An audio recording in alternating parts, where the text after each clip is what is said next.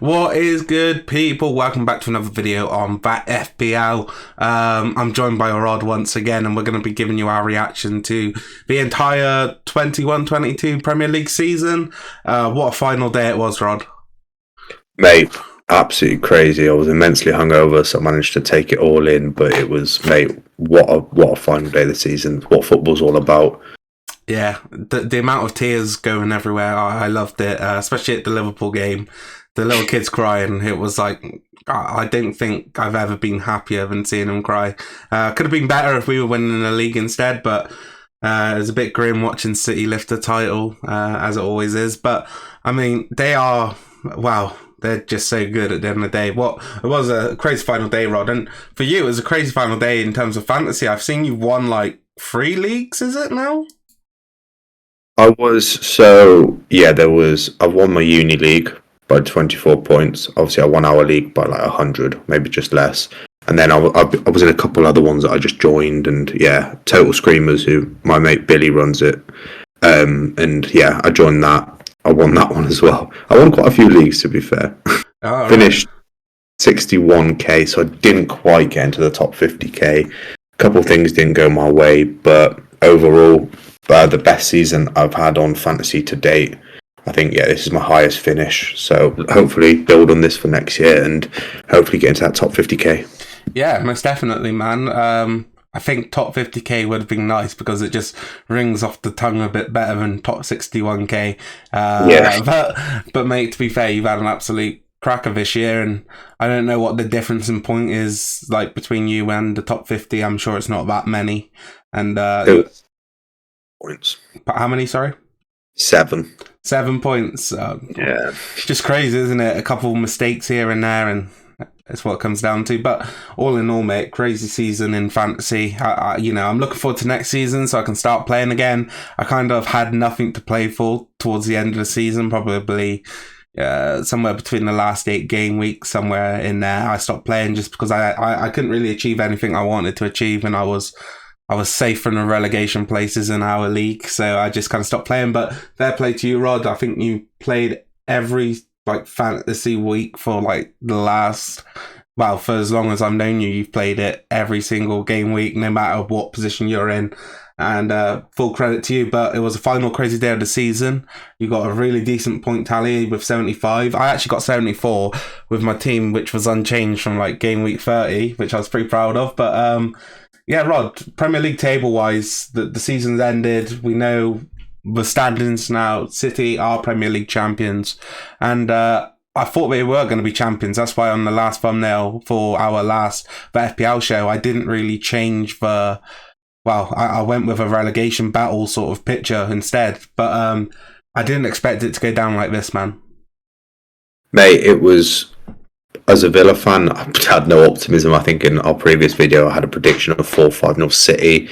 But the game, it was quite scrappy. You could see there was nervousness in the stadium, both from Villa and from Man City. Obviously, there was a lot on the line for Man City, less so for Villa. But it was a crazy game, man. And to go 1-0 up at take 1-0 to the half-time break, it was a bit crazy. Watkins probably could have scored a couple before. So, mate, I think as a City fan, you go in at half-time losing 1-0, I think your emotions start to get out of hand because I can't imagine what they were feeling. Yeah, man. I think watching the City game as probably my main game of the day. It just seemed that it was quite nervous for the players, and they didn't really get going until they were 2-0 down. But when they did get going, Rod, they looked superb. The 3 goals were very, very clutch. But in fairness to Villa, I thought they played really well, considering I think they took advantage of the fact that City were probably dealing with a lot of nervous energy. And I thought they looked good. The goals were good for Villa. Coutinho, that was a great goal. It's a shame that on the broadcast they were panning to the Son goal. That's what I've got to have to admit. I hated. They would show the replays and it would be at the worst times. And you're like, pan it back to the game, something's happening. And it would be so long on the replays. And it's like, Yeah, I think on the one hand, it's kind of nice to have that, kind of goal rush sort of, bringing up the goals as they happen. But I think you got to wait for the right time and wait for a goal kick, wait for something like that, because the way that the Sky broadcast was doing it was a bit dodgy. But I would love to see a Premier League, whether it's not under Sky or BT, and it was under the Premier League package or something like that, like they have the NFL pass, and the goals would come up as if you wanted them to in the corner. They'd just shrink the screen a little bit and put them up in the corner.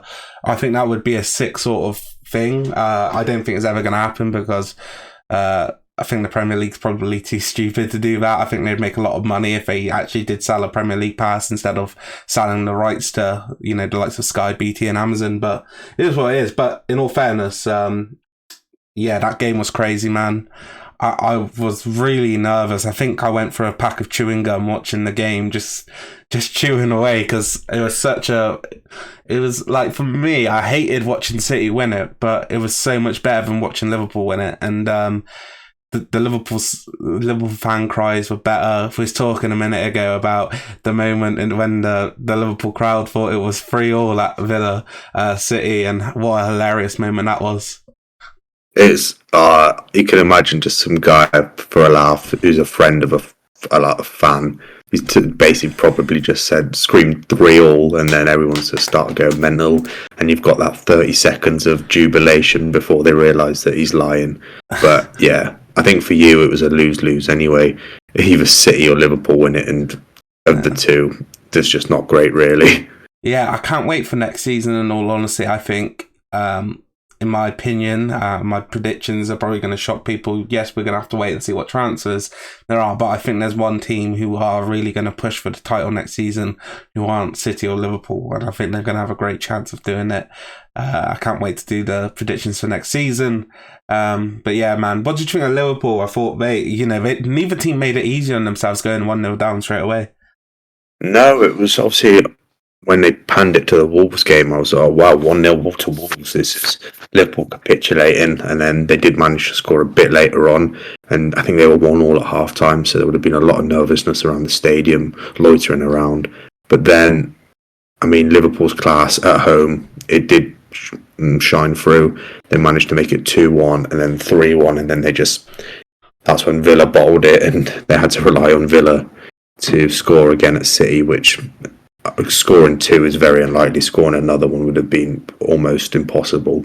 And obviously Liverpool had to rely on a 14th place side to try and save them, and that wasn't the case, unfortunately. I would have preferred Liverpool to win it compared to City, but I love an upset. Yeah, I think for us in general, it was hard to watch City win it, but it wasn't. I would have hated to see Liverpool win it because they would have went level on Premier League titles. Well, English league titles with United, but it wouldn't have been. I fucking hate both teams, to be honest. I would have rather seen fucking anyone else, to be honest. But it is what it is. Chelsea, they got the job done. It was a nothing game for them, in all honesty. They would have had it sealed on goal difference anyway. But Spurs and Arsenal needed Spurs to slip up against Norwich, and they left it, no doubt, when, what was it, 5-0 in the end for Spurs, Son 2, Kulusevski 2, Kane 1. Yeah, it was never in doubt, I think.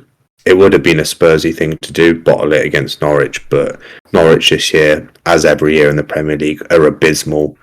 They are the definition of a yo-yo club. Unfortunately, they just haven't got the investment or the funds to actually do anything to support the club, back them, etc. But yeah, as soon as Spurs went 1-0 early days, it was going to be a rout, and it was going to easily be at least 3, and then they made it obviously 5. Arsenal did win also convincingly at Everton, but it didn't really mean anything because Spurs had to bottle it, and they didn't, and Spurs are playing Champions League football next year. Will Antonio Conte be there? I don't know. What do you think? I think he will be. I think the quality of the players he's got are brilliant. I think it'll be down to Levi to really back him now in the transfer market. I think the squad has an awful lot of potential. I think there's a couple areas they could really do with improving, to be a lot more competitive in the league. I think they're a good side for the Champions League. I think the way they play is like one of the styles which I think a lot of teams you look at in the Champions League you go far, like the likes of Real Madrid this season. They play that sort of, come at us and we'll hit you on the break. And with Son, who in my opinion is the Premier League Player of the Year this season, and if it wasn't for the likes of Benzema, I guess you could say he has been one of the best players in world football. I just think he's got crazy talent in that squad with Kane, Son, and then you look at Kulusevski as well, who's only improved as the season's gone on for him at Spurs. And with the back in, hopefully, of the board, I think Spurs could be a team who could probably cause quite a few upsets next year. I'm really interested to see as well. For Arsenal, they was obviously hoping on Spurs bottling it against Norwich, as they kind of let it slip out of their hands with the defeat against, well, not only Spurs, but Newcastle as well. And for me, it was a convincing victory against Everton. They looked good. But I felt they looked good because there was nothing to play for. There was no pressure on them. It was all on Spurs. And for me, that's why this Arsenal team needs a lot more experience. I think it's okay having the young players, especially in attack. I think they could do with a couple more cool heads around the place. For me, Arteta, he got a lot of credit this season, and that's fair enough. I think they've definitely overachieved to what a lot of people thought they were going to do. But I think when the pressure's been on, the team's kind of melted a little bit. So yeah, what do you think about Arsenal, Rod? I think I said it a few weeks ago. I think at the crunch time, what might cost them is the lack of experience, and you need, like you said, you need cool heads when it gets to the final 6-7 games, because this is when you have to push, and this is where results can go either way. And where Spurs thrive is they've got experience in Son, they've got Kane, they've got obviously Lloris, Højbjerg, etc. And Arsenal have obviously the youngest squad in the Premier League. I think the average age is just under 23. And I get they've got Xhaka, but that's about it. You've got new signings such as Ben White, obviously Tomiyasu, Nketiah, who's not a proven striker. He has been doing well recently, though. Give him, throw my hands up to that. Obviously Martinelli, Smith Rowe, Odegaard. They've got just young players, and you need just that experience in the final stage of the season. Unfortunately, I think that's what let Arsenal down. And along with Spurs, I think Spurs have been inconsistent this year, but Arsenal, in my opinion, have been more inconsistent. I think, obviously, they got huge results against Man United, Chelsea, etc. But then they lose games to Southampton, to Crystal Palace. And I think the inconsistency is what's going to cost them. What did cost them in the end, and I think they're going to have to learn from this experience. I think it's a huge experience. Definitely takes positives from it, and next year obviously build on it and see where they can go. I think they need a bit of investment. They're going to probably lose Nketiah along with a couple other players, but I think they've got a fairly decent backbone, but they just need to build and add different components to it. Yeah, I think you made a good point with Nketiah. For me, he isn't an Arsenal striker, and he shouldn't be an Arsenal striker. I think he's done a good job for him. But I think it's like, thinking back to January, there was like, oh, we're going to get Vlahovic, and they didn't even end up bringing in a striker. They ended up just letting Aubameyang go to Barcelona. And for me, the lack of experience in the squad is kind of huge. You look at the team they had this year. When they got injuries as well, you look at the likes of that back line against Everton was fucking shocking. It was Gabriel and Ramsdale, the only two players I really rated. The rest was Rob Holding, Cedric, and Tavares. For me, they do need a lot of players, and I think when you look at Spurs, you look at the likes of players like Doherty, Eric Dyer, who I don't rate, but he's got that Premier League experience, and it's all across the team. You look at the midfield. You look at the midfield, and it's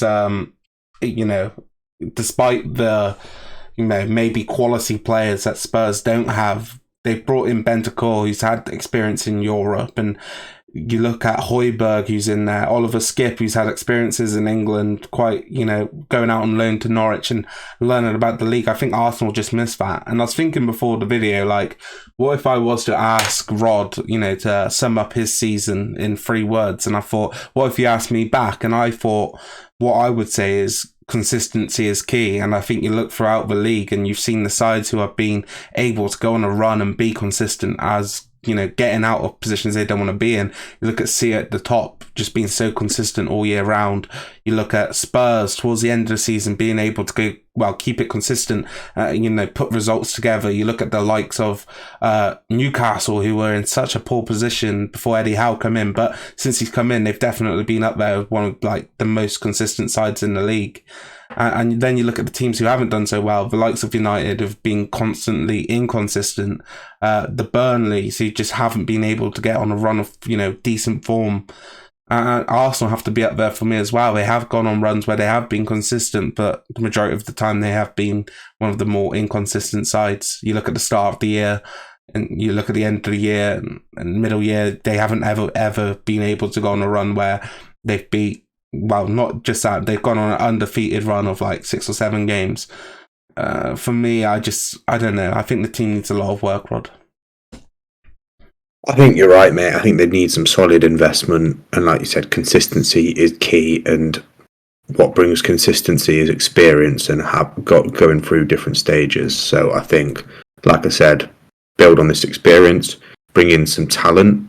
And I think talent to complement the other players. And obviously players to fight for their position, especially in attacking positions. They've got Martinelli, Smith Rowe, Odegaard, Saka, and the Pepe, etc. So, yeah, bring in some talent, and it'd be interesting to see where they can finish next year. Because I think that for me, the Premier League this year has been very competitive.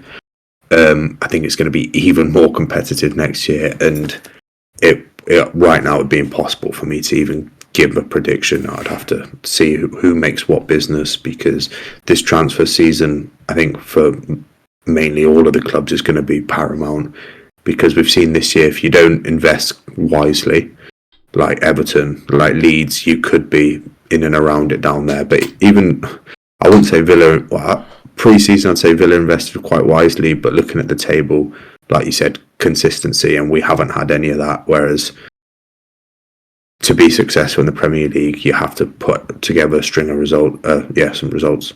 Yeah, man, completely agree with you. So we'll move now to the final Europa League spot, which ended up going to United. West Ham, with a win against Brighton, would have moved up into 6th, and I think you look at that sort of performance they put in, they'll be really a bit pissed off with themselves. I think they would have liked to have had Europa League for another season, especially after going on such a crazy run in it this year. For a United fan like myself, I wasn't really too bothered. I think maybe looking at it now, probably Europa League is the better shout for a competition, just because I think maybe with the Conference League, which I wasn't too against, because I thought it would have been nice to become the first team to maybe win all 3. Champions League, Europa League and Conference League, but I think Conference League, the travelling may have been slightly worse than the Europa League, so maybe it is better off that we did get Europa League. But for West Ham, probably going to be disappointed. United losing on the final day, just a bit of a crazy one, to be honest. Such a poor performance, and you look at the goal they conceded with Bruno, who was arguably our best player last season, and now this season just looks like a shell of the player he was. Is he going to be able to maybe have a bit of a comeback next year under Ten Hag? I don't know. But this season, shocking for United. The worst points total since 1991 season. Let's get your opinion on United, Rod. What's your overall takeaway this season for United? I think a very poor season by the United standards. I think Ten Hag's got a huge rebuilding job. I think it's going to take 2-3 years. I don't think United fans can expect to see results straight away. But you've got some huge players in that side, and I think you've got huge egos, and the egos just didn't gel. And it's hard when you've got huge characters in a squad. And I mean, if you just look at the 5 recent results, loss, win, draw, loss, three losses out of 5 for a United side, which is on paper absolutely world class. But I don't know, I think I think you, as a United fan, you'd have to prefer being in the Europa League to the Conference League, not only for transfers, but for obviously it's the competition. Say if it doesn't go to plan next year, you can still get into Champions League if you win the Europa League, because I think it's going to be a lot more competition for that top four spot. Yeah, you Because make a this good point year, there. it seemed like no one wanted fourth. So yeah, I think United have got a lifeline if it doesn't go to plan again next year by being in the Europa League. So, but I think it's just it's a write-off season. I can imagine all United fans are happy it's over now, and now they can look forward to the summer, look forward to what Ten Hag brings, and it's going to be interesting to see if he hits the ground running or if he stumbles across a hurdle. Yeah, I think you made a good point there. First of all, about United standards, and it's like the standards of United. This season definitely one of the most shocking in terms of like.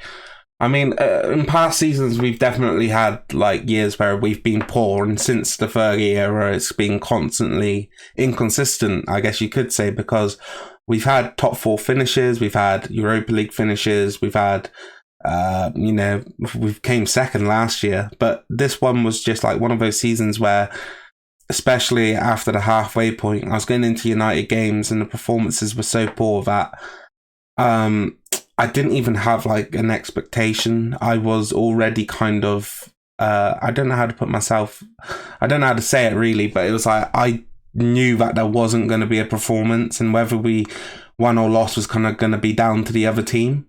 So yeah, for United standards, it's a weird one. It was definitely waking up this morning, I was actually excited. I think this season's felt awfully long as a United fan, but I think looking forward to next year, there is that optimism, and not saying that we're going to be back and stuff like that, but the fact that, where are we going to see improvements, which sort of players are, going to be leaving the club, and what sort of players we're going to look to bring in. It is interesting, and definitely so much more optimism this morning, and I'm really excited for next season. And I was waiting for the season to be over so long because it was just, well, not unbearable. It was just, you didn't have any hope of or want to go and watch United or something like that. Do you know what I mean?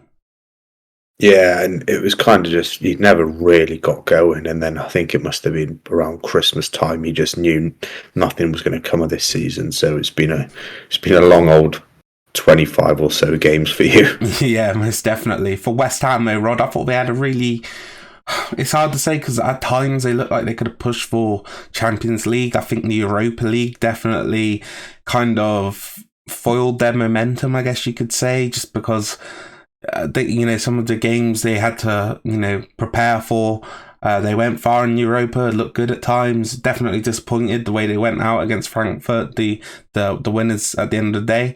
But I thought they looked good times this season, and other times they looked shocking. I think overall, you look at your best mate Jared Bowen probably having his best season of his career to date, and it's going to be interesting what sort of players they sign, because I think you look at the teams who've gone down, Burnley, Watford and Norwich, they do have some talented players there who you could nick, and I think West Ham are the sort of team who could potentially go and get certain players from, you look at like a Burnley, maybe going and getting a Nick Pope or a Tarkowski. I think they could improve a lot next year if they can make the right signings. But overall, this year, what's your opinions, Rod? I think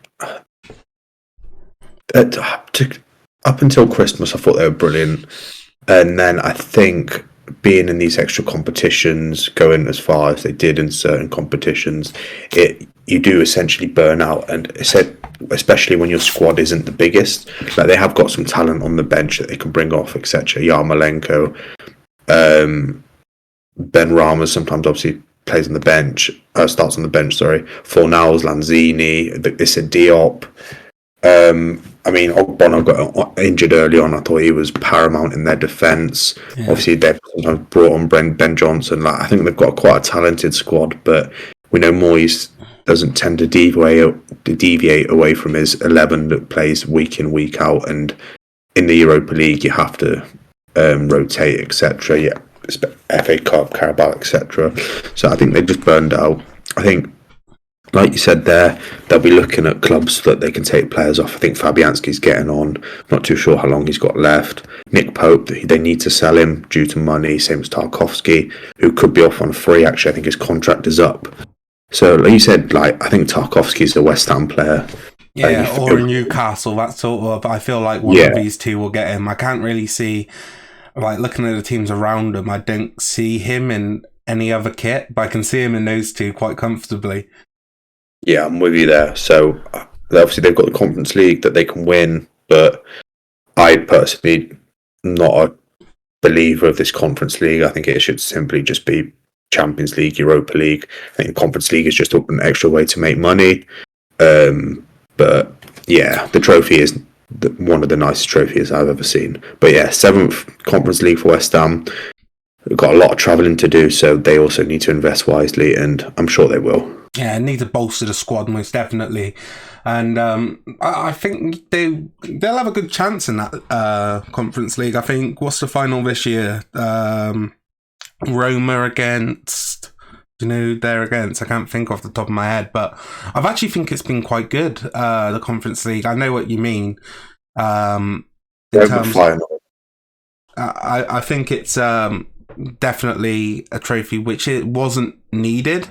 But I do like it. I think it gives. It's not like the group stages isn't the most entertaining, but I think it does give those teams that in other leagues who don't really get the chance to play European football a chance to get their name out there, and I think it gives players a chance to, up their value and maybe give other teams the option to look at them, which maybe wasn't there before. But I like it personally. To be fair, when you put it like that, I think if Villa were to qualify for it, I'd be over the moon. So yeah, when you put it like that, actually, I agree with you. It gives like an extra opportunity to play in Europe and play some of the other European teams who qualified, of course. So yeah, if Villa were in it, I'd be over the moon. Yeah, and I think for Premier League clubs going into that, you are one of the favourites instantly going in as a Premier League team. What spots qualified for it? Is it 9th to 7th or is it 8th and 7th? What? Conference League. Is it just 7th, I thought? Oh, is it? I don't know. Yeah, I think it's just 7th. But yeah, you're going to be you're going to be the favourite in that league. I was just a bit confused because I know we had Spurs, but they dropped down from Europa League, didn't they? And it was Leicester. Yeah, you're right. But let's move on, I guess, to Leicester City, who had a really disappointed season. I think you look at some of the players who coming into the season, you was like, oh, I'm going to be interested to see him. The likes of Tielemans, who, for me was one of my most promising players in the Prem coming into the season, but he's kind of shit the bed this year.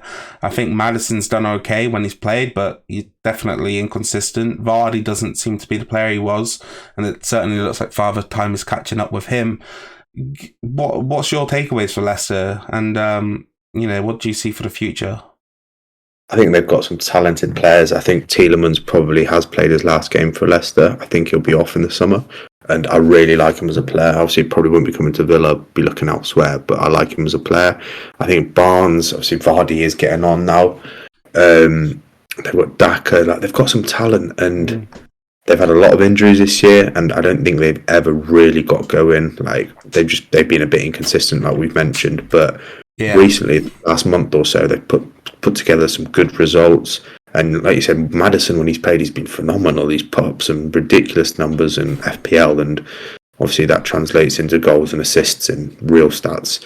So, yeah, I think as a Leicester fan, it's probably what I think they'll be happy with the way they finish, because if you look at the teams above them, you can clearly see they are the better teams. And Leicester a couple of years ago were fighting for the title.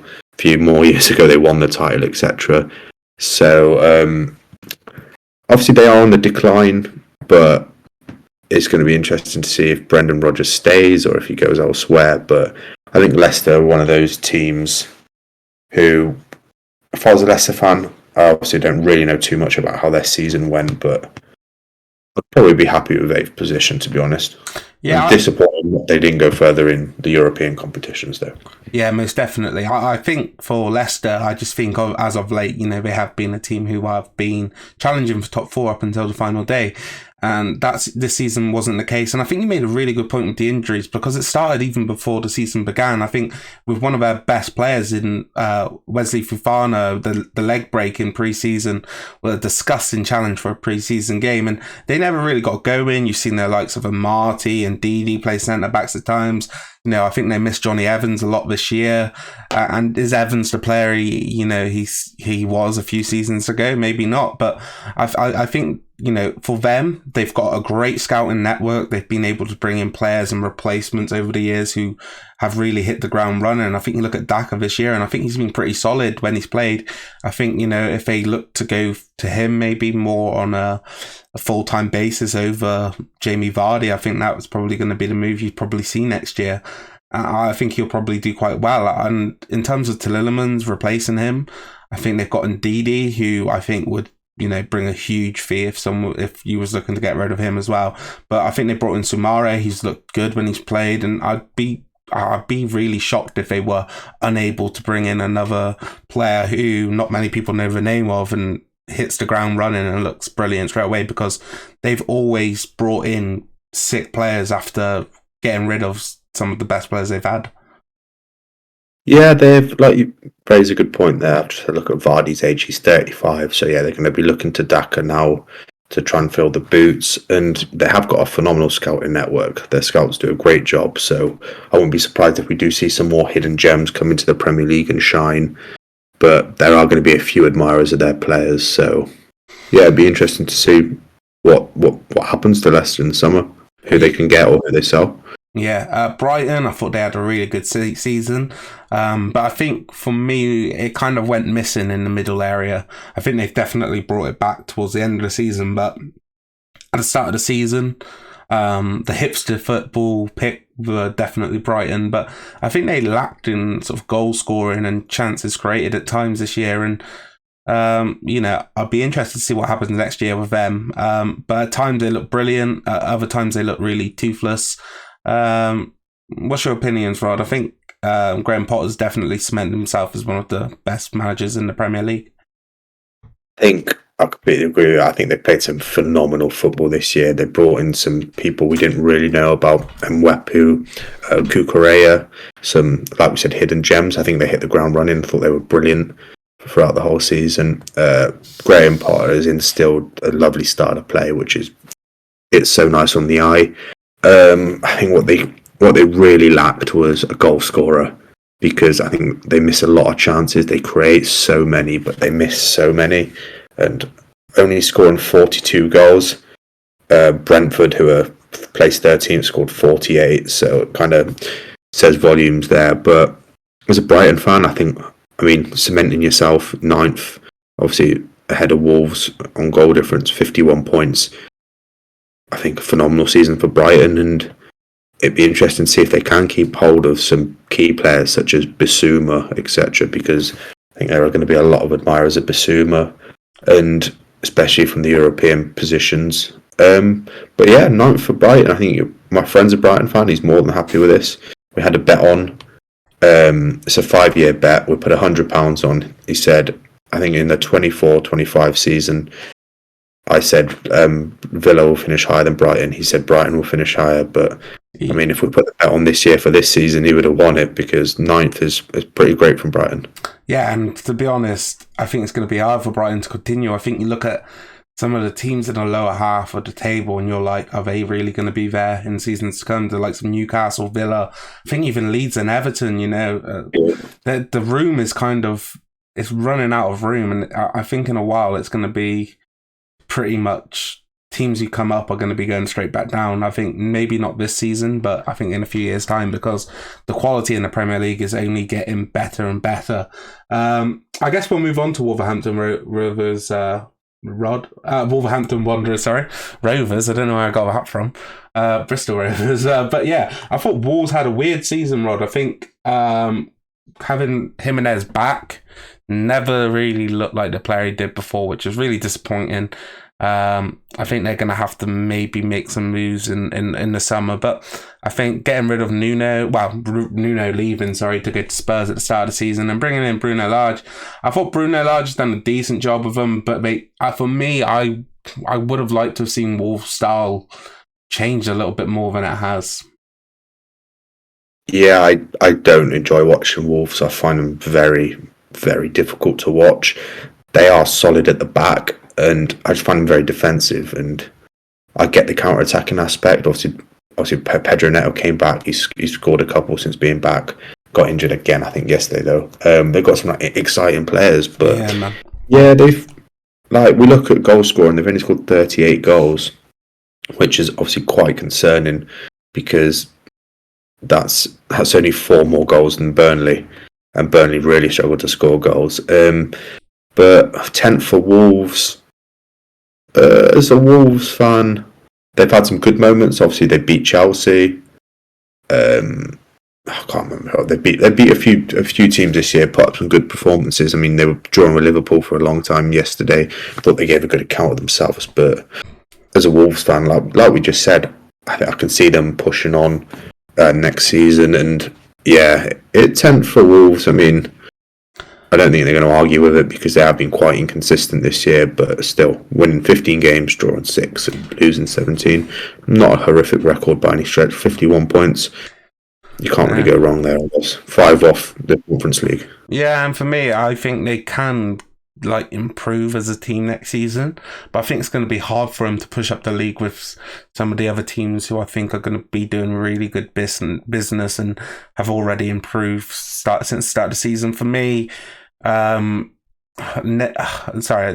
is just so good. I rate him so highly.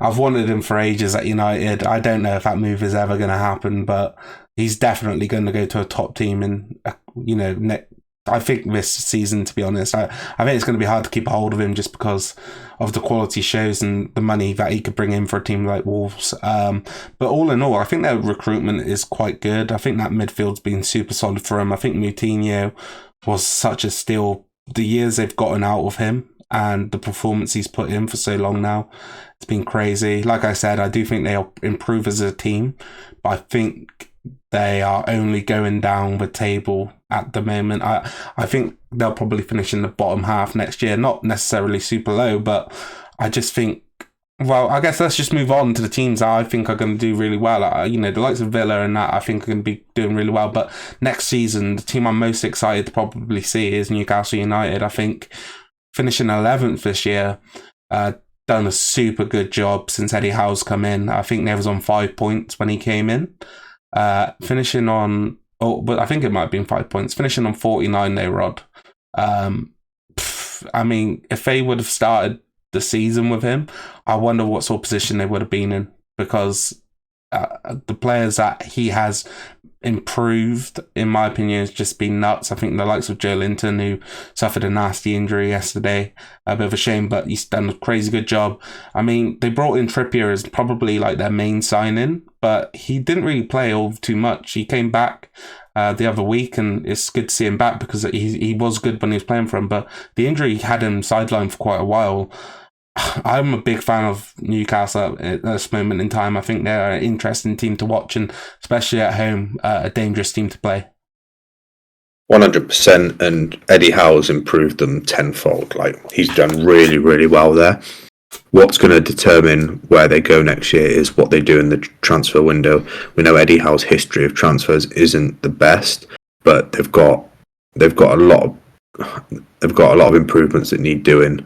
I think he has improved players tremendously. I think Joel Linton especially, hats off. He's turned him into a completely different player, and he's managing to get the best out of him. Obviously, they've got Target on loan, so I imagine they'll be looking to get a new left back, maybe getting Target on a new deal, etc. Yeah. I think Wilson's done quite well. They probably need another striker, but they've done really well, finishing on 49 points, 11th, with a huge budget for the summer transfer window. It's going to be interesting to see where Eddie Howe can take them and what he does with the money. But overall, as a Newcastle fan, they must be incredibly excited, because if Eddie Howe's got this out of the team currently, it'd be interesting to see what he can do with other players. Yeah, I think Bruno Guimaraes took a while for him to really get playing in the Newcastle team, but since he has played, I'm surprised he was able. Wow, I'm surprised Newcastle got him, because I'm really surprised other teams didn't go and get him before, because he looks insane. Such a good player in the midfield. He can, I think a lot of people thought that he was going to be more of a defensive midfielder, but he's been given a license to roam forward, and he's really put up some decent numbers for Newcastle. But yeah, super interested to see him play next season. Another team who's done really well this year. And it's going to be interesting to see what happens in the summer. Obviously, we're going to lose Conor Gallagher. But Patrick Vieira has done such a great job with Crystal Palace. I think a team who were kind of battling relegations the past few years under Hodgson. But I think he's brought this sort of more attacking play to him. And, I think Zaha's had one of his better seasons in the Palace shirt. What's your opinions on Palace and Patrick Vieira and the job he's done? Yeah, for me, he's done a great job. He's had to overhaul the squad. He brought in numerous amount of players, had to shift the deadwood, and he's completely changed the culture at the club. He's changed the way they play, and watching them is a great watch. Like you said, Zaha's had one of his better seasons. I doubt he'll be putting in a transfer request this year, like he tends to do every year. He's obviously introduced the likes of Mateta, Gallagher, Lise, Gay, Anderson to the side, and I think they've done brilliantly, to be honest. I mean, finishing 48 points, they've got some big results this year. Yeah. I mean, as a Palace fan, it's a really exciting time. They've got a young squad, but obviously they need to invest again in the summer, because I think Gallagher was a huge part of their success. I think he wants to go back to Chelsea and fight for his position. Do I think he gets into the Chelsea squad? I don't. But obviously, if a player wants to fight, then they're going to try their hardest. But yeah, I mean, they played some brilliant football this year. Palace in 12th, probably it's just about right. Yeah, I think it'd be in best interest for Chelsea to actually sell him. I think he's a really good player, and he should really be in a team like a Chelsea. But I think in the system they play with the two midfielders, the three forwards, he just doesn't fit in. I think he probably could play one of those forward roles, but is he the sort of player you'd want in those positions? I'm not too sure. I think if he was playing a three-man midfield of maybe like Jorginho, Kovacic and Gallagher, I think that would be really interesting, but I don't think they're going to do that. Of course, they've still got Kante and that. I think it'd be interesting to see what sort of team would be able to pick him up if Chelsea were willing to sell. I think it's unfortunate for Palace that they're going to lose him, but next season I'm really interested to see what someone like Eze can do for him. Obviously his season was kind of stalled at the start with the injury, which was disappointing, but he's a player who I really rate after seeing him in a QPR shirt. I don't think he's really been able to get that run of consistency that he probably would have liked in the Palace shirt, but he's a player with bags of quality, and alongside someone like Wilfried Zaha in that team, I think he can do a lot of trouble. I think you look at the likes of Elise as well, who's come in and done brilliant for him, especially when he's been able to play as well, because it took a while for him to really get into the squad. But I think you saw in the FA Cup, I forgot which round it was, but single-handedly pulled him through the one tie. Really interesting player. And they've got kind of like a lot of street footballers in their team, a lot of skillful players. Such a young squad as well. Like you said, it's been turned from one of the older squads in the Prem to one of the younger squads. Super interested. I think Patrick Vieira, a manager who came in, there was a lot of debate about whether he was going to be good enough. I was in the category who thought he was going to do a good job. Not off too much knowledge about it. I just felt like the character that he is, it would be hard for him to be a bad manager. And he's done a great job, Rod. Yeah, and I completely agree with you. I still wasn't sure about it at the start of the season, but this year he built himself a solid foundation, and it's all about building on it for next year. Yeah, I'm really interested to see what they do. Another team I'll be interested to see what they do is Brentford. I think, at the start of the season, had a couple of decent results, winning against Arsenal on the opening day, I think it was. But I think for a while there, they lacked that creativity. And it was only when Eriksen came in January, I thought that you saw more chances really created for Brentford. And what a signing he was on a free. Took the chance, obviously didn't know what sort of player he was going to be after the tragic incident at the Euros. But what a signing, Rod. Yeah, he's done phenomenally well there. And I think Brentford, I had him to go down at the start of the year, throw my hands up. They have impressed me at stages. I think they've got some huge results, especially against Chelsea. But 46 points, 13th, we're playing, for me, they've got probably an average championship side, but they've showed this year that they can compete. The likes of Wissa, Tony, Bumo, Ericsson, see Pinnock, David Raya was injured for a lot of the season, but he's come back in, he's done quite well. And Thomas Frank has done a good job there. And like, it's a similar story to what I've said for other teams. It's going to be interesting to see, can they get Ericsson full time? Can they make some other investments in their squad where they probably need it? And see if they can build on 13th. Like I said, it's going to be an incredibly competitive Premier League in my opinion, so they don't want to get left behind, so they've got to invest it wisely. But yeah, huge plaudits to Ericsson. He's come back and he's done brilliantly. Yeah, I completely agree with you, mate. And I think you make a good point about the squad overall probably not being at the level that some of the teams have even gone down. Maybe a Burnley have more quality in certain positions, but for me, some of the characters in the squad, you look at someone like Norgard, who I think's had a really solid season for him, and I think even up front, like you said, in Buemo, he's a player, man, and he's younger than you'd think looking at him. But Tony as well, even when they're not scoring, I think they've been really hard to play against. Obviously, it's kind of like the big man, little man. But Buemo, the ability to get past players, and Tony, his physical play at times been brilliant. I'm interested to see, if they are going to be a team who could potentially go and sign a couple more players who could, potentially give more chances to the likes of Tony and Mbeumo, because I think when they've had the chances, they haven't been necessarily the most clinical, but I think they've been decent. Bumo, yeah, I've just had a look, and he is 22 years of age, which you wouldn't have thought. Yeah. But for me, they play a similar style to Chelsea and to Wolves, where obviously they have the free back on the attack, and when they defend with a 5, and obviously the 2 up front. I think it's worked, and I think I wasn't too sure about Brentford when they first came up. Yeah, because simply due to the size of the club, due to the players they had. But to be honest, I think they came up for the playoffs as well last year. I mean, they've impressed me at stages, but it's all about, this season means nothing if they go down next year, so it's all about building on it. And even if they finish around the same position next year, it's a huge achievement. Yeah, and for me, I'm a big fan of Brentford. Like, obviously, I'm not the biggest championship viewer. I normally watch the playoffs every year, and I might catch a game here and there, especially before the season starts, because they normally start before the Prem. But I love the story of Brentford and how they've gone about it. I think you've seen them over a few years. Losing some of their best players, the likes of Ollie Watkins, Maupay before that. But they've constantly just been able to go and play a little bit of money ball and, pick up players on the cheap.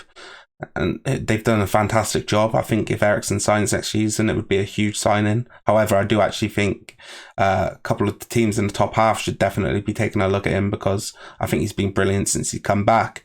Villa, Rod, your team, overall, I think it's been a bit of a weird season, I guess disappointing at times. Dean Smith wasn't able to get off to the start, but he maybe wanted to. I think Gerrard came in, he had a great run to start off with. But since you've kind of been safe, you've seen a lot of inconsistent performances, and I think that's probably down to the fact that there's not really been much to play for. Yeah, I think what butchered us was the horrific start to the Premier League we had. I think November, we'd lost 5 in a row or something ridiculous, and that's essentially 15 points dropped. You know what I mean? You can't do that in the Premier League. And yeah, we've been inconsistent, and I think for a large part of the season we haven't really had anything to play for, because I get, obviously there's prize money on the line for each position high up you finish, but mid-table isn't really enticing, really, is it? So you kind of, January was an interesting one. We brought in some key players: Coutinho, Chambers, Dean, etc. Yeah. And we're forming and moulding a strong squad. Obviously, Boubacar Kamara announced today 5-year deal on a free. Be interesting. I think Gerrard is looking to build his squad around him. Obviously, we got Coutinho a week ago on a permanent. So it's all about just building on. Obviously, 14th place finish is quite disappointing, but I am seeing the changes in play. I mean, yesterday we narrowly lost to City. When I say narrowly, I mean they hammered us all game, but we were 2-0 up. But no, I'm excited to see what next season brings, because we've got investment, and I think I want to be going for those European places. It's probably early, but say if we finish similar to Brighton or Wolves this year, I think I'd be more than happy. I'm not opposed to high mid-table, but I want to see us compete. And like you said, I need more consistency. I need to see, because we've dropped points. We lost 6 points to Watford. We dropped points to Burnley. We dropped points to Brentford, Newcastle. This is, if we want to progress, we've got to be beating teams like this. So hopefully next year we have some sort of consistency, and clearly players are buying into the project. If we can sign the likes of Luca Dean, France international, Coutinho on a permanent from Barcelona, Boubacar Kamara when he's had interest all across Europe. So clearly there's something there that it's just about showing it now. Yeah, and I'm excited for you, like obviously you and Harv being my mates and Villa fans, it's, I get to hear a lot of your views on Villa a lot of the times, and, I've been to you to go and watch Villa quite a few times now, and, it's an amazing atmosphere inside Villa Park, one of the best I've heard, and it really comes through when you're watching the team on television as well, a fantastic fan base, and I'm really excited for you. I think that the team, I think you look at the team as individuals, I think you've got loads of quality and loads of players who could be playing in European sides. You look at the likes of West Ham, I think it's hard to say that the likes of someone like a John McGinn wouldn't be getting in that team. I think you do have players who are in that team who aren't actually good enough but get by because of their name. For me, I'm not a big fan of Watkins. I know we've argued this over the season, and I think if you could get a big fee for him, I wouldn't be opposed to letting him go. I think he was a handful yesterday for you against City, and I think he's always had that great hold-up play, but he's just not that clinical striker for me. I think you look at the likes of Tyrone Mings, definitely, captain, leader, legend, but he needs to be replaced for me as well. And I think there are those areas where you can improve the side, and I think there's areas where you're going to be really strong next year, especially in that midfield. I think McGinn alongside Kamara, then you've got the likes of Douglas Luiz, who's going to be able to have a bit more of a more advanced role next year potentially. Obviously Ramsey been brilliant this year, a real breakout season for him, and I think this year has been a great year for the likes of someone like Nakamba, who has struggled with injuries, but when he's come into the side, I think he's put in some really important performances for you. I think the signings in January were fantastic. I think it really showed ambition for you. Obviously losing Jack Grealish last season, you made quite a few signings in the summer, but there wasn't really a signing of the quality that you made in January. And for me, it shows the ambition of the club, bringing in the likes of Luca Dean and Coutinho, and kind of letting go of that sort of player like a Target who has been a good player for you, but is he that player who's going to get you to the top level? I don't think so. And letting him go, I think, showed a lot of courage, and bringing in Luca Dean just showing and cementing the fact that you want to be one of the better teams in the Premier League. And I'm really excited for you as a friend, and I like Villa a lot watching them. I root for them when they're not against us and it doesn't impact us, but yeah mate, you've got a lot to look forward to in my opinion. I think certainly, yeah, I completely agree with you. I'm liking the way things are going at the moment. I had a look this morning. I think we've said Bertrand Traore, Morgan Sanson, Matt Target, Courtney House, a few other players are up for transfer, Anwar El Ghazi. So hopefully we can get some money from them, trim the squad up a bit, and kind of just keep the essential players. And like you said, for Watkins, I'm sharing a similar opinion. I think if he didn't work hard, I think he'd be an awful footballer. His finishing it's just not there, and I'm always rooting for him, but I have no confidence when he's one-on-one. If he had Danny Ings' finishing, if you could form those two into one player, I think we'd have a perfect striker on our hands. But if someone did come in for Watkins, I would not be opposed to selling him. But obviously that's not up to me. That's up to the backroom staff. But I'm looking forward to the season. I think it's 30 days till the fixtures get announced, and be interesting to see who we have. Yeah, man, super interesting. And for me, like, what's your opinion on like the likes of Nakamba? Because I think you've had those sort of role players in the squad who've come in. Even like an Ashley Young, in my opinion, he hasn't been necessarily the top player, but when he's come in, I think he's added that experience to the dressing room, and he's done a good job for you. I think Nakamba, though, for me, has had a really solid season. What's your opinion on those sort of players in the team? Because I think Gerrard's done a good job of having not only top quality players in the team, but also players who can do a job for you. I'm with you there. Nakamba, when Gerrard came in, was phenomenal. He was like the perfect six. He realised he could play football, he could pass it, which we haven't seen from him before, because his ball playing ability was pretty abysmal. And then he got a horrible injury in mid-December against Liverpool that put him out for a few months.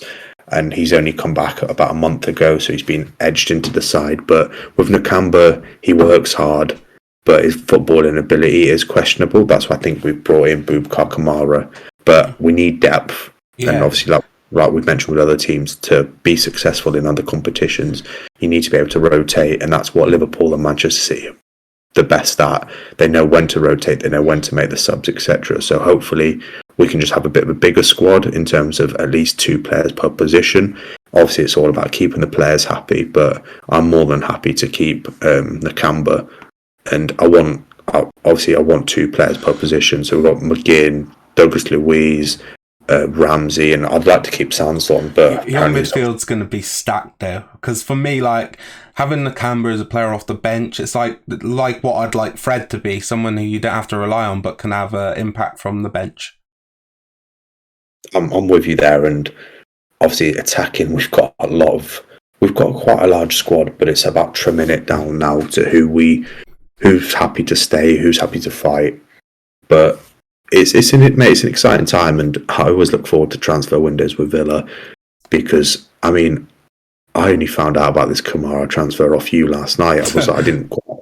And then, like Ings last summer, it just happened out of nowhere, and that's what Villa are quite good at, just getting it done, etc.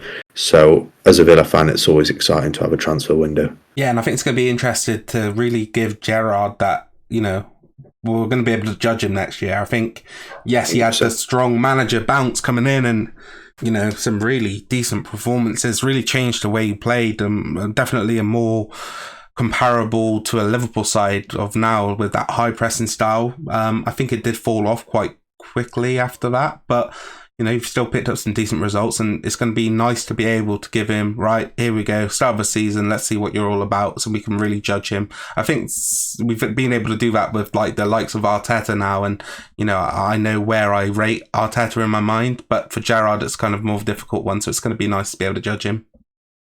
100%. Once he's had a transfer window of pre-season and at least 10 games in next season, then I think we can judge him. And I mean, I hate this whole manager life expectancy where it's about 18 months or something ridiculous.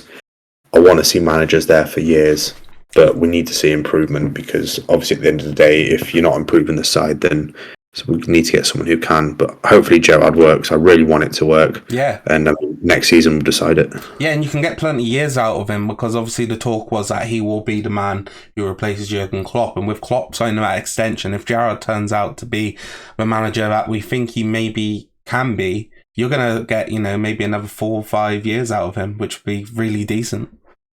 I mean, for him to even be offered that Liverpool job, he needs to do a phenomenal job at Villa. So I guess we'll wait and see. Yes, so let's move on. Southampton, a team who actually, I think I'm going to do a video. Maybe if I can get Danny back, we can react both to our predictions at the start of the season. That could be a fun video to make. But I think I predicted Southampton to go down. I think they've been fucking terrible at times this year, but they've been able to pick out some decent results. And for me, Big Ralphie, I thought was a better manager than maybe he is. What's your opinions of Southampton? Because they've got some decent players in the squad, but just really hasn't worked out this year. They lost 2 key players in Vestergaard and Ings, and obviously they did manage to keep Ward-Prowse, which I think was their saving grace. I think if they didn't have him this year, we'd be looking at maybe them finishing 18th, 19th, etc. Yeah. I like Ralph Hasenhüttl. Yeah.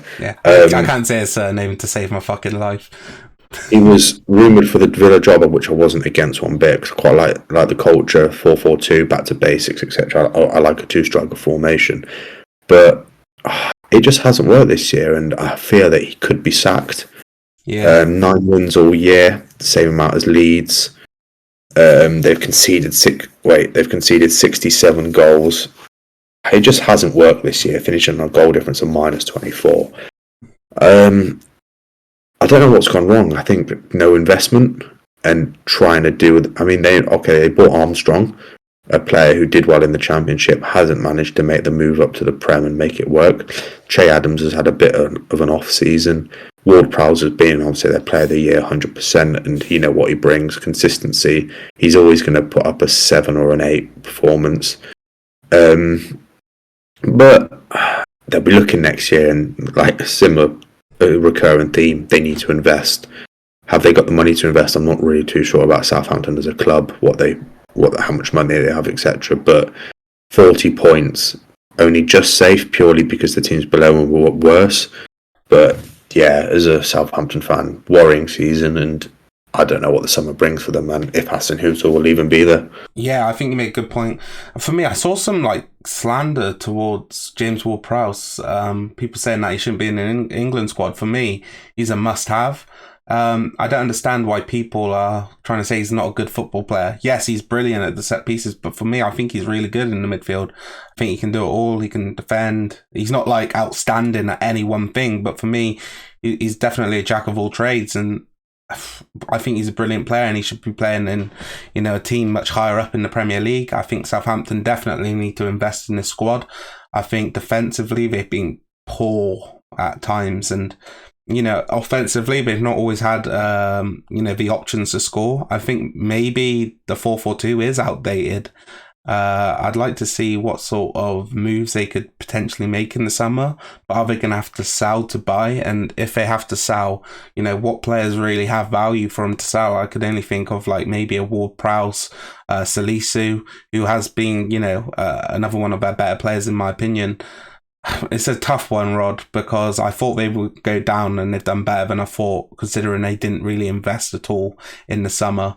But it's going to be a lot harder next season, because I think if you look at the teams below them, with Everton and Leeds, you think they're going to have better seasons, and you look at the teams coming up, Fulham, when are they going to become a consistent Premier League team? Because for me, it's only a matter of time. I think Nottingham Forest, if they can potentially win the playoff final, are a team who have got huge history. I think they've got a decent squad at the moment, and with a bit of investment, could definitely push Southampton into potentially the relegation spots. Yeah, I'm really interested. I really hope Forest can come up. Love them as a football club. But Southampton, yeah, you're right. Below them, Everton and Leeds. You'd imagine Everton always invest, but they are in a lot of debt at the moment, Everton.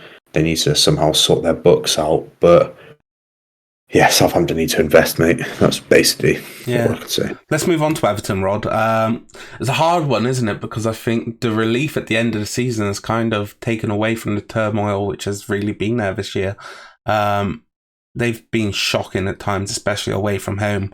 I think their home form has definitely saved them towards the end of the season. At one point, I actually thought they would be the team who went down. But overall, it's obviously been a shocking year. But Frank Lampard's come in, and do you think he can be the man to potentially, put him into a better position for next year? No. I don't think he's done a great job, and I don't think he will do a good job. What saved him is their home form, which I'm putting it down to the fans as much as I am Lampard. I think the club's still in turmoil. Their books need sorting out. The backroom staff, like the board. I think there's a lot of issues there, and that doesn't go away overnight. I think they're in a lot of debt. There's the talks coming up about some sort of debt. They've got over 100 million. They've got the new stadium, which I guess they can look forward to, but it's been a poor season. I think they invested a good couple 100 million, I think, over the last couple of years, and they've seen no improvement. I think they've brought in mercenaries, but they have made some smart signings, in my opinion, in Damari Gray, and then bringing through the likes of Gordon, Branthwaite, etc. I think that's what Lampard is good at. Lampard is good at nurturing the young players, and I think that's what every Evertonian wants to see. They want to see local lads coming into the starting 11 and playing well, and I think they've seen that, especially with Gordon this year. But 39 points, 16th position, they can't have that again next year. And Lampard's probably going to have up until Christmas, and we know what the Everton board are like. Selling Luca Dean was absolute madness, and then sacking Rafa Benitez a couple of weeks later. So, yeah, I think they've got a couple of screw looses up there. But Everton, I like Everton as a club. I didn't ever really want them to go down. I purely did for the novelty element at one point, but Yeah. in my heart, I love Everton as a club. What they stand for, one of the big boys.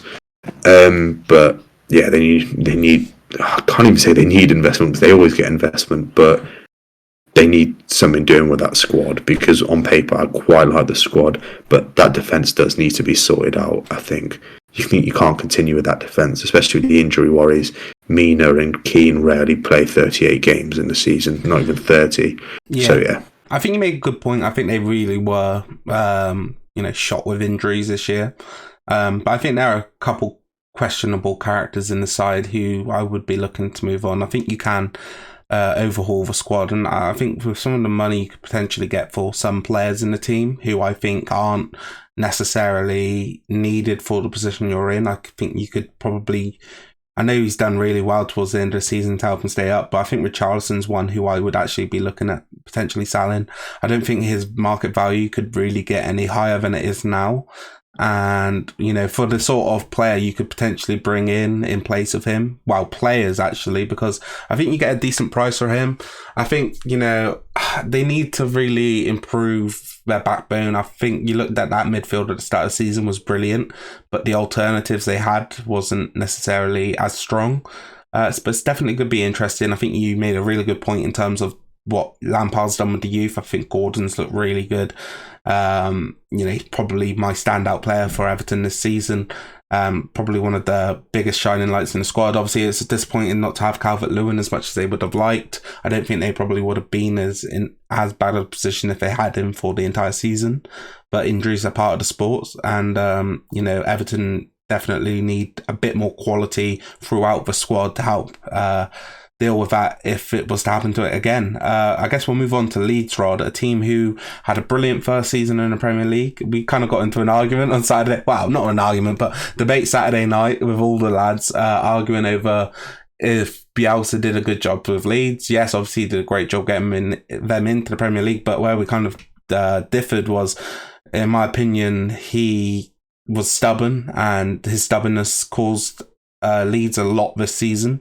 He didn't have the players to play the system he kind of wanted to, and there was a lot of injuries, and I think he should have changed the style pretty immediately with the amount of injuries they had, but he didn't do that, and I think it caused him a lot of problems. I think you look at Ted Lasso coming in, as I call him, I forgot his name, what was it, Jesse Marsh, coming in. I think he's actually done a decent job keeping him in the Premier League. It went down to the last day, but needed a performance against Brentford, maybe a little bit lucky with Brentford injuries at the end and the sending off for Sergi Canos, but they did what they needed to do, and I'm glad they stayed in the Premier League. It would have been funny because of their fans are not necessarily my cup of tea, but definitely a bigger club than Burnley, and after Burnley got rid of Sean Dyche, I didn't really want him to stay up because I was only rooting for him because of Dyche. But what's your opinions on Leeds, Rod? Yeah, I think hats off to Bielsa. I think he did a brilliant job getting them into the Premier League. Bear in mind their squad is probably an average championship squad. He's done absolute wonders with it. This year it hasn't seemed to click. I think injuries played a huge part. Obviously Jesse Marsh has come in. He's done what he's needed to do. He kept him up last day, albeit. But now it's, as a Leeds fan, I was speaking to a couple yesterday, my mates, and they were over the moon. And I mean, they were so nervous all day. But staying up for the last day of the season, it's a brilliant feeling. But they need so much investment. I was talking to one this morning, and 5-6 players, they reckon. He's not too sure if they'll even get that, but I was asking him how much think that they'll sell Rafinha for, and he was like upwards of 50. So say they do sell Rafinha for upwards of 50, that gives you a solid amount of money to bring someone in. Yeah, I think they're linked with Aronson. I think it's basically confirmed from Salzburg, who has played under Jesse Marsh. But they need at least a striker, a fullback, and a number 10 because they need a lot. They need a lot. They need a lot of investment. But like you said, I didn't really want Leeds to go down. I purely just did, like I said, for Everton, purely the novelty element, and it'd just be quite funny. But I want the biggest clubs in the Premier League, and I want to sift the shit And I think Burnley, Watford, and Norwich for me. No disrespect to them, I'm not too bothered about them going down. Yeah, in terms of Leeds, I think you make a good point. I think financially, they are going to have to sell players. And Rafinha and Phillips, for me, are probably their biggest assets in terms of market value. I think if they would have went down, they would have lost both of them with their clauses of a combined 50 million for both. So it's great the fact they stayed up so they can, the clauses aren't in place. For me, I think if Declan Rice is to leave West Ham, he's Phillips for me would be probably a perfect replacement for him out there. And I think you get a lot of money for Phillips. I think Rafinha as well, if you can get a lot of money for him, you can invest into the squad. I don't think Phillips is probably going to leave, but Rafinha I think is definitely going to leave. For me, I was hearing that Barcelona was the destination for Rafinha, but I think without the clause, I'm not sure how they're going to be able to afford him at this moment in time. So it's going to be a bit of an interesting one. Obviously, they're going to have to sell if they want to bring players in. Rumours of Frankie de Jong to United for around 70 million. It's definitely interesting, but for me, they need a lot of work in this squad. I think you look at that midfield, and I think all over the pitch, the depth is low and the quality is, not much better. I think they definitely need some improvements in defence. They need improvements everywhere. They need a striker, they need midfielders. I'm not like the biggest fan of the wingers. I think Dan James is good for Wales, but I think he's a good player for Leeds in terms of he's a workhorse and, he can cause problems, but his end product probably isn't there. I'm not the biggest Jack Harrison fan. I think he's a decent player, but not much better than that. For me, they got a tough job next season, but I definitely think that they're up for the challenge, and I think it's all going to be about the signings they make. Yeah, I completely agree with you. Yeah, we'll get on to the bottom three. I guess we could talk about them all in general. I think we'll start at the bottom. Norwich never really shown any signs of being a club who could really, make themselves a permanent fixture in the Premier League. And they haven't for a while now. I think they've definitely got some quality in the side. And, I think it's probably the lack of maybe defensive and midfield sort of grit and, that sort of, what's the word we use again? But a good spine. I think they've lacked that. And for me, it's been a rough season for them. I think the move to bring in Brandon Williams from United really didn't pay off either. But defensively, it feels like it's been the same for like the past 5 years with Grant Hanley being at the back. He's not good enough for the Premier League. And they're not good enough for the Premier League. And if I do expect them to probably come back up next year, but they need to bring in Premier League proven players and some cheaper exports from abroad who have that experience and not necessarily are the youngest players but can get a job done. Yeah, Norwich, I think they were in everyone's prediction to go down, and once again they've illustrated why. Obviously, but Dean Smith taken over. I'm not too sure why they sacked Daniel Farke, to be completely honest, but fair enough. Dean Smith took over. Obviously, Villa Hero wanted him to do well. I wouldn't say he's done well. I mean, it's very hard to even do well with this Norwich side. Yeah, he didn't get no investment either, did he? Yeah, he's used to obviously the Villa investment where we chuck a lot of money at it. Norwich, they can't do that. Conceded 84 goals, scored 23 across 26 games. It's pretty abysmal. 22 points. I mean, Watford as well, 23 points. Yeah. Two horrific sides, which will be up in the Premier League probably next year again. But I hate the yo-yo element of it. But when you have no investment, you're essentially just wasting a year because you have to invest in the Premier League. Yeah. The amount of quality that is there, especially next year with the introduction of 5 substitutions, like it's going to be big. City and Liverpool can change half their side, and they can bring on some world-class players, whereas the smaller clubs are going to struggle. So I think we're going to see an even bigger gap in class. But yeah, Norwich and Watford for me, just they were always going down from the off. I'm actually more surprised with Watford. I actually thought they had a bit more quality in their squad. I think you looked at the like of maybe someone like Joao Pedro, maybe making... it is Pedro, isn't it? The young Brazilian striker for him.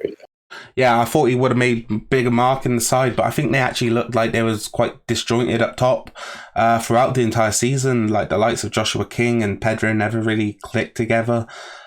And for me, it's a really disappointing one. I think they actually have some really quality players in their side, and I know we disagreed over this over the season, but I thought they had some decent players at times. They obviously invested in the squad quite heavily. I think it's actually a disappointing one for Watford to go down. I don't think they're a small club by any means, and I think they got a decent. I thought they had a decent squad, and I thought they would have stayed up actually.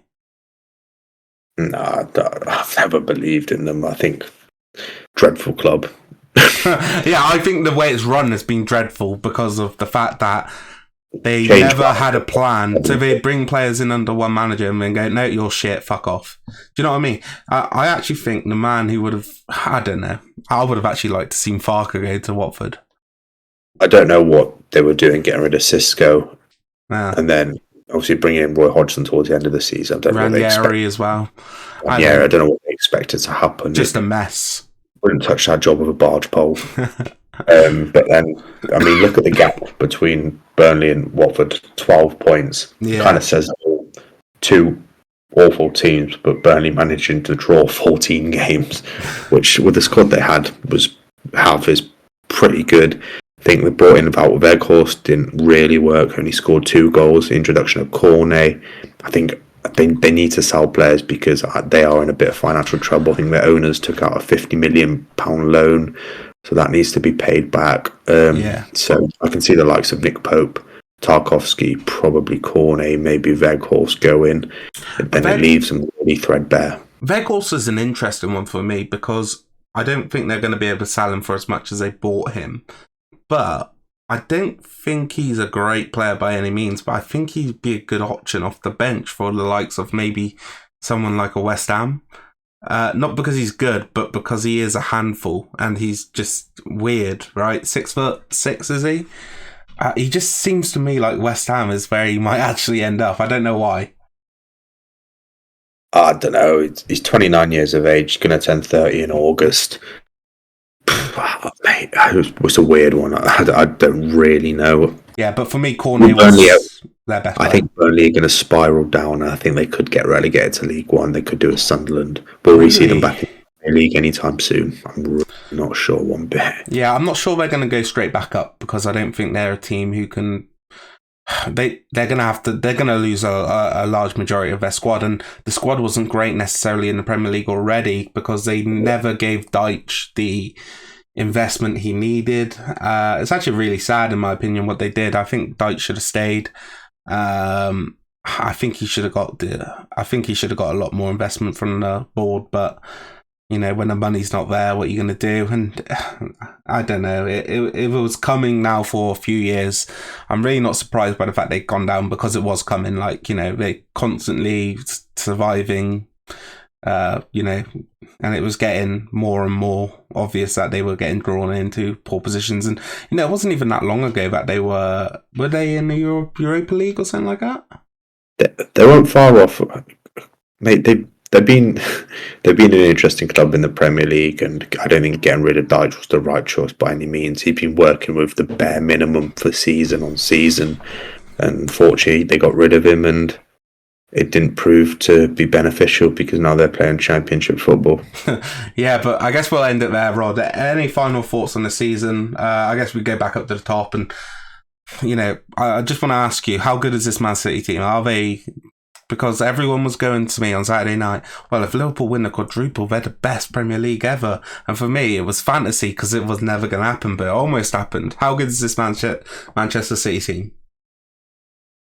Yeah, they're one of the best teams in world football, but they've still got that mentality in them, and Pep still has it where he overthinks things, and it's cost them a Champions League a couple times now. They should have won it last year. They should have easily beat Real Madrid this year, and they've just got one of those screws in their toolkit that they can doesn't work matters. But phenomenal football team. Them and Liverpool have changed the game in the last 3-4 years, where they're putting up some ridiculous point tallies. I think it was 4 years ago, 75 points wins it or something, and this year 93 points has only just won it. So yeah, they've changed the game. Two fantastic football teams that we're we should be grateful to be witnessing. I'm not grateful for it, to be honest, Rod. I fucking hate it, in all honesty, but I think they are actually one of the best. One of the best teams in Premier League history. Am I going to put them up there as the best? No, probably not. I think there are teams who are better. But like you said, these two teams pushing each other so hard. It's ridiculous Liverpool losing the league on 92 points, and like a couple seasons ago when they lost it on the final day, with City winning against Brighton, such a high points tally again. It is really incredible, and for me it's going to take one of these teams dropping off for another team to win it. Is that coming anytime soon? Who knows? With City bringing in Haaland, and for me, I'd like to see him bring in one more striker, because to have another option off the bench would be ideal for me. But a crazy season in general, Rod, and it was one of the craziest days in Premier League history on the final day. It might have been crazier than the United 2013, was it? 2012, something like that, against QP with the Aguero goal QPR, just because of how crazy it was everywhere in the Premier League, Rod. It was, basically every game meant something, and I love the final day of the season, 10 games all at once, and there's just action all over the shop. And I mean, now we know who's been relegated and who's won the league and who's got top four, so yeah. I guess that moves us on to next year, where hopefully another exciting season, both for our teams and not so much for the teams around us. I thought he was going to go not so much for your team there. But yeah, I think it is going to be a crazy year next year, and I can't wait to start doing videos on it with you again, Rod. We're going to be doing some more videos over summer. I think we're going to rebrand the channel to a different name, just because we don't necessarily just do FPL. We do a little bit of FPL, but we're going to keep that FPL show and do some more videos on that. We want to do some football conspiracies, hopefully, before the season starts, some transfer shit. Obviously, we're going to be doing our reaction to the European final next weekend. Maybe we'll do a reaction to the playoff final as well. But thank you, Rod, for joining me this year. It's been fucking great, to be honest. I've really enjoyed every second of it. As always, mate, it's always a pleasure. Thanks for having me. Yeah, mate, and if you guys have actually watched it this far, it's been a really long video, an hour 20. Back to some of our longer shit, Rod, but if you have enjoyed it, please leave a like, comment down below letting us know, who you think's going to take it next season, your early prediction, and subscribe to the channel so you don't miss any of the upcoming content. Until next time, guys, take care, and peace. We'll see you next time.